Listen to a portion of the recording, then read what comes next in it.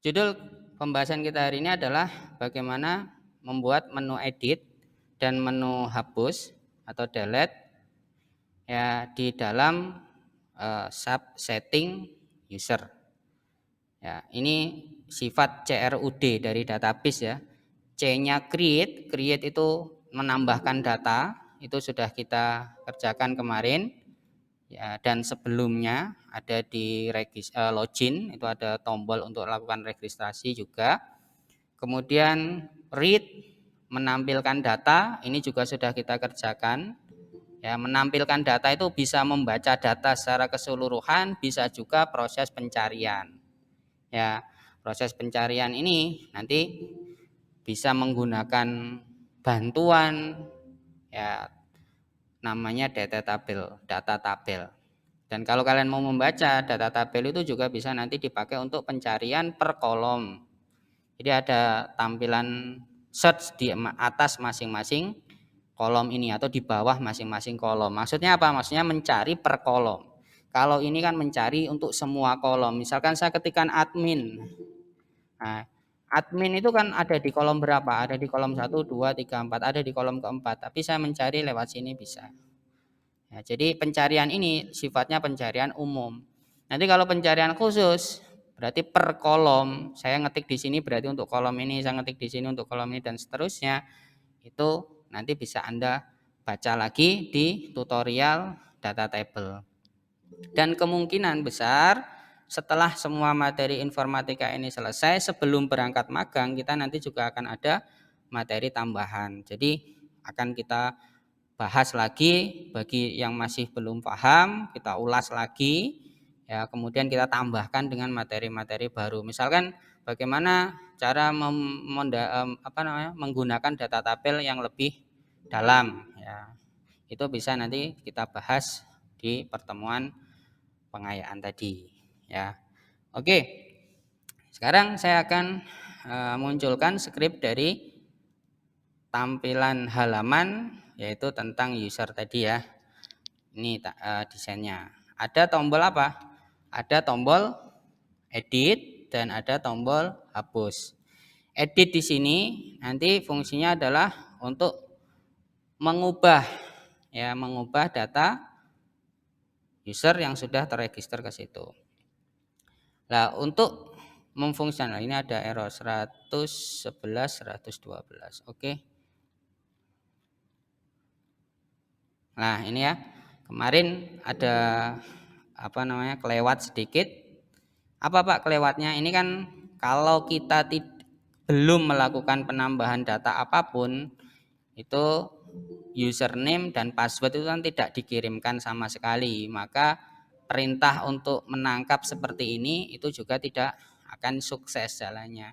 Maka sama seperti skrip yang ada di register sebelumnya, ya di proses register sebelumnya, itu berarti harus ada if ya, if seperti ini. Untuk apa? Untuk menghandle agar penangkapan variabel ini hanya dilakukan saat apa? Saat ada variabel btn register yang terdeteksi dikirimkan. Ya, maka skrip ini bisa kita copy, kita bawa ke sini. Karena sama-sama ya.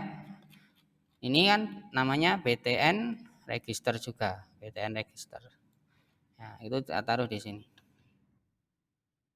Jadi fungsinya adalah untuk membatasi penangkapan itu hanya dilakukan saat sudah menekan tombol register. Tidak setiap saat itu ditangkap itu variabelnya, tidak ya. Ini.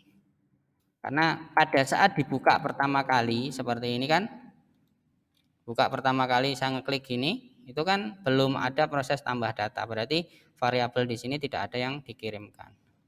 Nah, ini sekarang sudah betul ya. Di bawah sudah tidak ada error. Oke, sekarang kita masuk ke edit. Bagaimana memfungsikan edit? Nah, tombol edit ini juga nanti akan membangkitkan ya model, yaitu modal untuk melakukan edit data. Modal edit data bedanya dengan modal tambah data di mana Pak? Modal edit data ini nanti akan kita ikutkan perulangan. Jadi modelnya kita buat di dalam sini. ikut dalam perulangan. Kalau tambah data kemarin kan di luar ya. Jadi di data itu nanti kita munculkan di sini. Oke. Nah, sebelum saya melakukan proses ini, saya harus bisa melakukan modifikasi di tombol agar tombol ini nanti bisa sambung dengan apa? Dengan perintah untuk memunculkan si model. Nah, bagaimana cara memodifikasinya? Biasakan kita masuk ke website resminya si Bootstrap ya. Jadi di sana nanti akan ada penjelasan tentang model.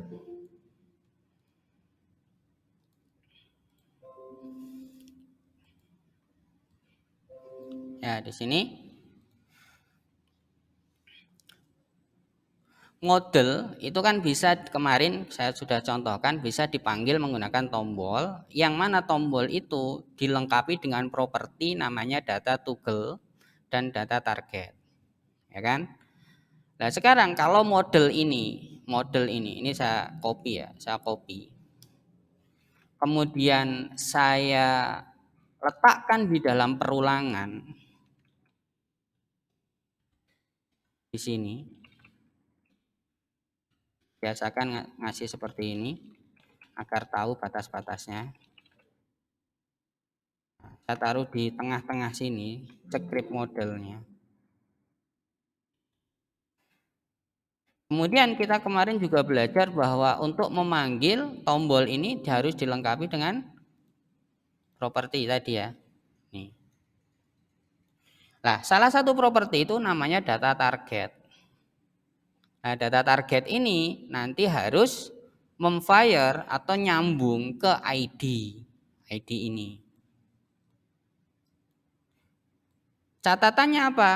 Karena ini ikut perulangan, maka ID example model ini akan dibuat sebanyak data.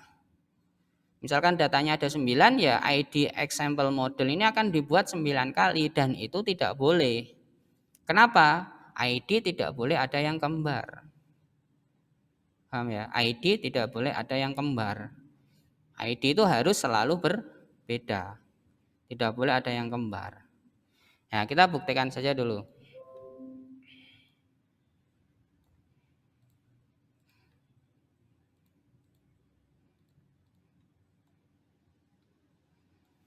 Ya, kita buktikan dengan merefresh. Ini kan tadi sudah scriptnya sudah masuk ya.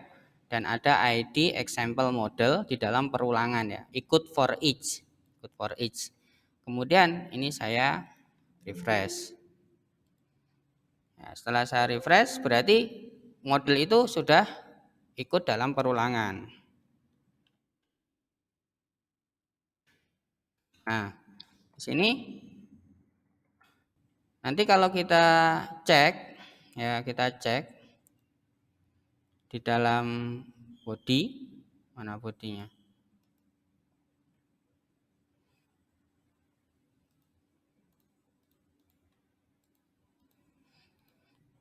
Kontrol U. Nah, di sini kontrol U ya, kita kontrol U. Nah, ini kan tabel tadi ya, tabel datanya. Kemudian datanya ada berapa? Ini sudah saya refresh atau belum? Sudah saya save. Oh, belum saya save. Save. Kemudian saya refresh. Ini saya refresh. Nah, berarti kan di setiap perubahan data, mulai dari data pertama di sini ada edit model. Nanti data kedua ada edit model. Data ketiga ada edit model. Sampai data terakhir nanti ada edit model terus karena dia ikut perulangan ya kan. Apa catatannya? ID ini selalu muncul lagi, muncul lagi, muncul lagi terus kan. Nah, ini nanti kalau dipanggil dengan perintah ini itu akan bermasalah. Kenapa? Dia bingung akan memanggil model untuk data nomor berapa. Data nomor 1 atau nomor 2 atau nomor 3 atau nomor dan seterusnya. Maka yang benar bagaimana? Yang benar ID ini harus juga berbeda-beda. Cara membedakannya bagaimana Pak? Cara membedakannya ya ID ini misalkan namanya adalah modal edit, kita rubah ya. Modal edit, Maka di dalamnya sini harus disisipi dengan sesuatu yang dia itu berubah-ubah. Contohnya apa? Contohnya misalkan kita sisipi dengan ID dari data. Misalkan kita sisipi dengan maaf, datanya ini ya kemarin ya, data user. Lah, kita sisipi dengan ID ini bisa, saya sisipi dengan nomor juga bisa, ini nomor itu juga bisa. Misalkan saya sisipi dengan ID, ya berarti di sini value yang kita panggil echo value ID. Jadi nanti munculnya gimana? Modal edit, misalkan ID-nya 1 ya modal edit 1. Modal edit 2. Jadi ikut ini nanti ya. Oke. Konsepnya seperti ini. Nah, kita lihat modal edit 2. Yang atas modal edit 1. Maka pada saat button di sini saya sambungkan, berarti sambungkan kemana? Ke sini kan? Artinya yang dipanggil adalah model yang ini, bukan model yang kedua. Ya, bukan model yang kedua. Pada saat saya tekan edit yang kedua, itu pun yang dipanggil yang ini, bukan yang ketiga atau yang ke satu. Jadi tidak salah sasaran, niatnya seperti itu. Dan alasan kedua untuk apa? Mengatasi bahwa ID itu tidak boleh sama. Jadi setiap membuat komponen ID itu harus selalu berbeda. Oke, berikutnya tinggal kita ambil. Misalkan cara manggilnya gimana? Model itu ini. Ya, ini saya copy, saya salin, saya bawa ke sini. Ya.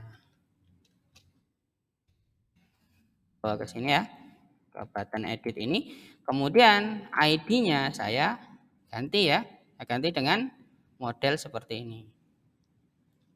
Saya copy, saya gantikan di sini. Crash-nya nggak boleh hilang ya, yang depan ini. Karena itu mencirikan bahwa yang kita connect itu adalah ID. ID namanya apa? Ini. Seperti itu. Oke.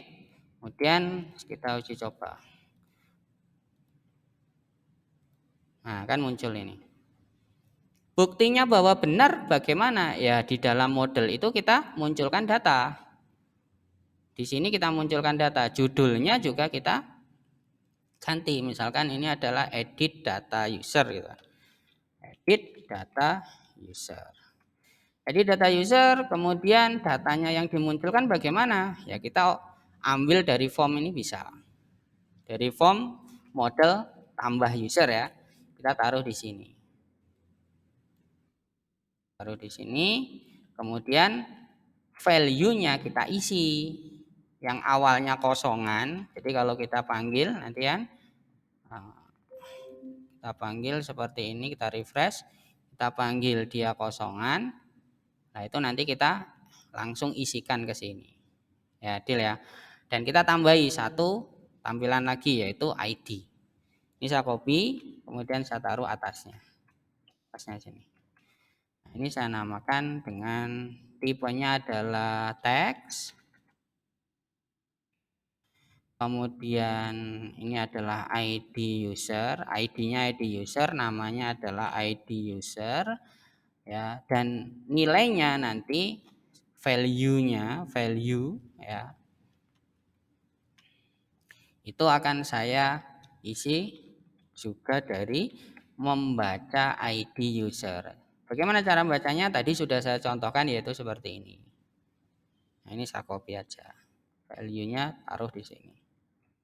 Dan nilainya ini tidak boleh dirombak, tidak boleh diubah-ubah, maka kita kunci. Kuncinya tidak boleh disable ya, tapi cukup read only. Tidak boleh menggunakan perintah disabled. Kenapa? Karena kalau Anda gunakan perintah disabled, itu variabelnya dianggap tidak ada, hanya muncul saja tapi tidak ikut dikirimkan nantinya. Padahal kita butuh ini untuk dikirimkan. Ya, untuk perintah where nanti ya. Contohnya saya nekan ini berarti ada ID 1. Kalau saya nekan ini berarti ada ID 2. Kalau saya nekan di sini berarti ada ID 34 sesuai dengan datanya. Ini kan. Ya, seperti itu.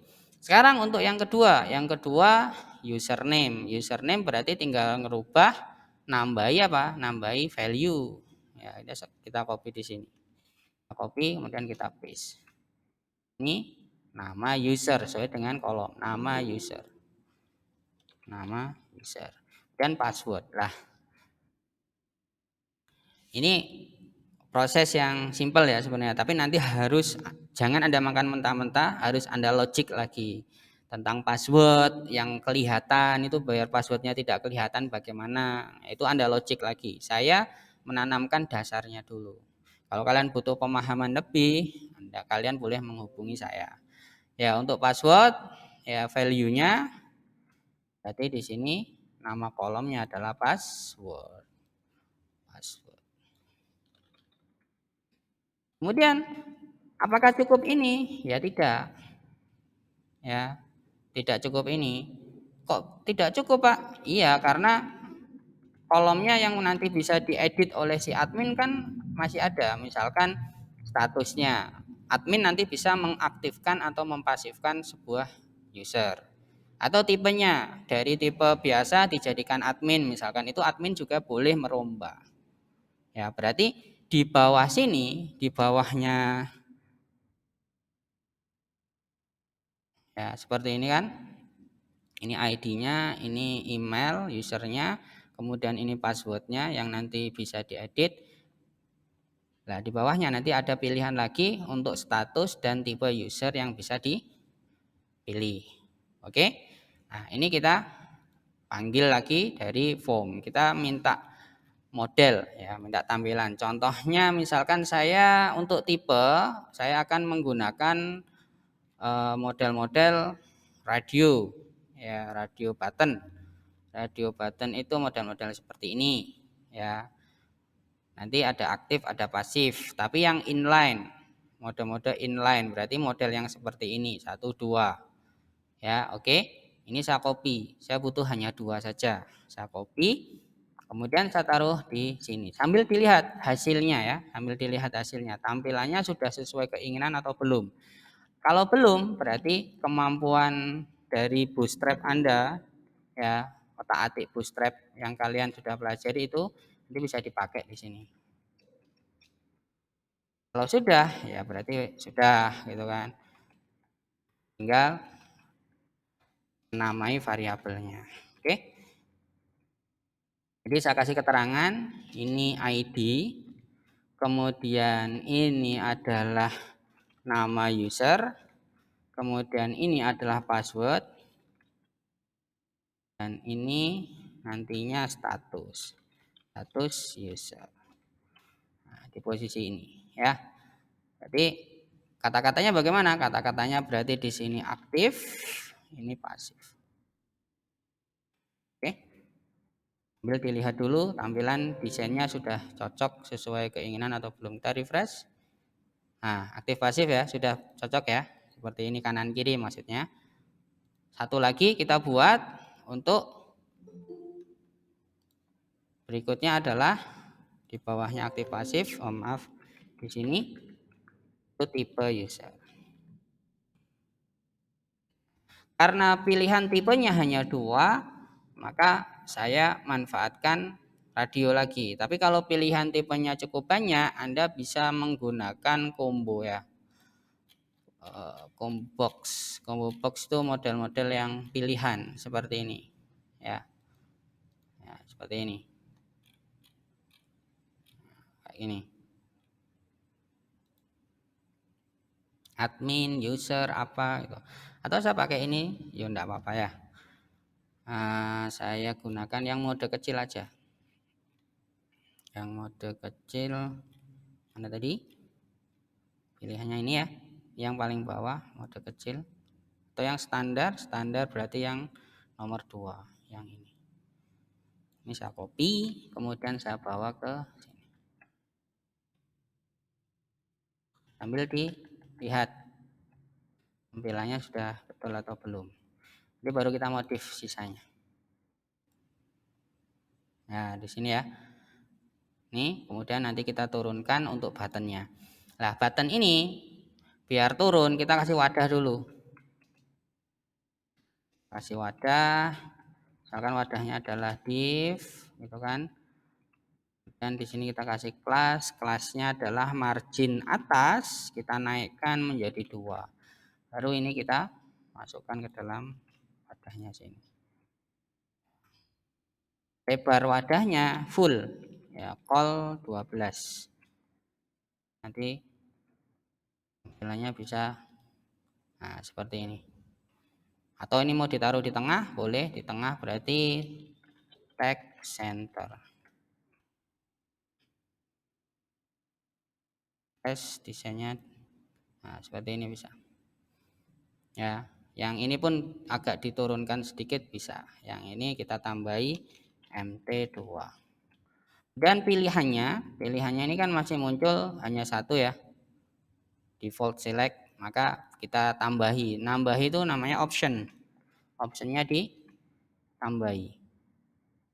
Katanya pilih salah satu. Ini defaultnya. Kemudian di sini ada admin. Ingat ngasih pilihan ini, nama-nama yang ada di sini harus sama, cocok dengan yang ada di database. Ya, berarti pilihannya ada admin sama ada user. Di sini ada user. Di refresh, maka di sini akan muncul admin atau user.